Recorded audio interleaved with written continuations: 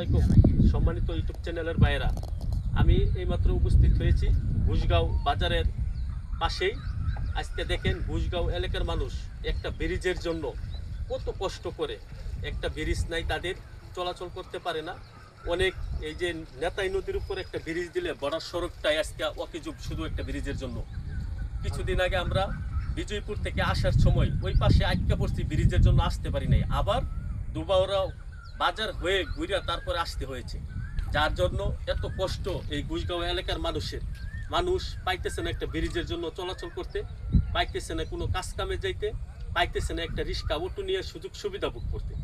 তাদের জন্য এই ব্রিজটা খুবই জরুরি দরকারি জিনিস।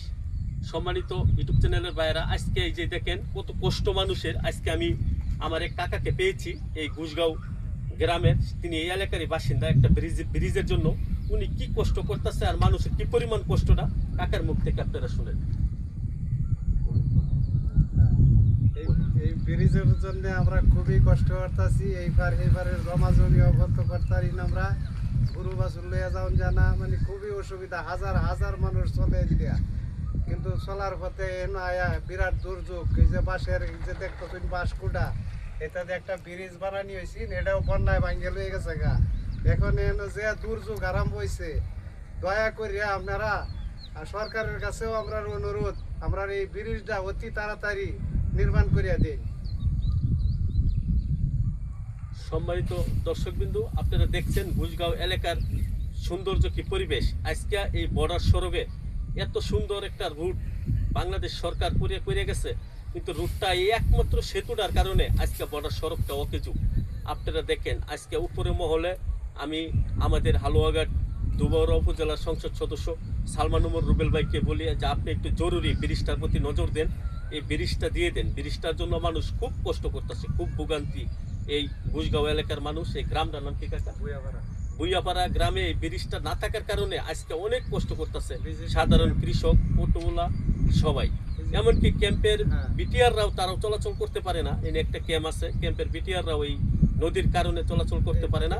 এলাকার মানুষ কষ্ট সহ্য না করতে পেরে কিছুদিন আগে বাঁশ দিয়া তারা একটা ব্রিজ চলাচলের জন্য করে নিয়েছিল, কিন্তু দীর্ঘ 5-7 দিন আগে পাহাড়ি ঢলে সেই ব্রিজটা ভেঙে একবারে নিয়ে গেছে বানিয়ে, যার কারণে মানুষ এখন দেখেন আপনারা কি কষ্ট করতেছে। মোটর সাইকেল এই মানুষ চলাচল খুবই কষ্ট, মোটর সাইকেল মানুষ চলাচল। এই যে দেখেন একটু গুদারাদা মানুষও একটু সময় আসে, আমার মনে হয় নদীটা ভরে গেলে আর গুদারাও দিতে পারবে না, অনেক কষ্ট।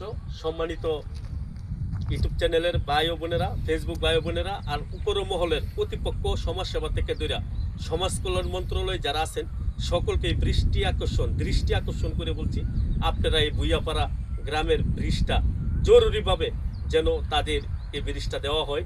এই বুইয়াপাড়ার মানুষের মুখে যেন হাসি ফুটে। তারা এখন অনেক কষ্ট ভোগ করতেছে, অনেক কষ্টে তারা লজ্জিত, বলতে পারে না কারোর সাথে। তারা এমনও নিউজ দিছে যে অনেকে বলছে ব্রিজ হয়ে গেছে, টেন্ড আপ হয়ে গেছে, ব্রিজ হবে। তাদের স্বপ্ন আর পূর্ণ হয় না, ব্রিজটা হয় না। এবার যেহেতু এবারও মানুষ এই পাহাড়ি ঢলে একটা কাঠের ব্রিজ বা একটা বাঁশের ব্রিজ করছিল, তারা ভেঙে নিয়ে গেছে। আপনাদের সকলকে দৃষ্টি আকর্ষণ করে বলছি, আমাদের ভিডিওটা আপনারা মন্ত্রী মহোদয়ের কাছে পৌঁছিয়ে দিবেন, যেন ওই বুইয়াপাড়া গ্রামে ব্রিজটা জরুরিভাবে এই 26 সালের ভিতরেই ব্রিজের কাজটা ধরা হয়, এমনকি ব্রিজটা পুরো কমপ্লিট করা হয়। ধন্যবাদ সকলকে, আসসালামু আলাইকুম।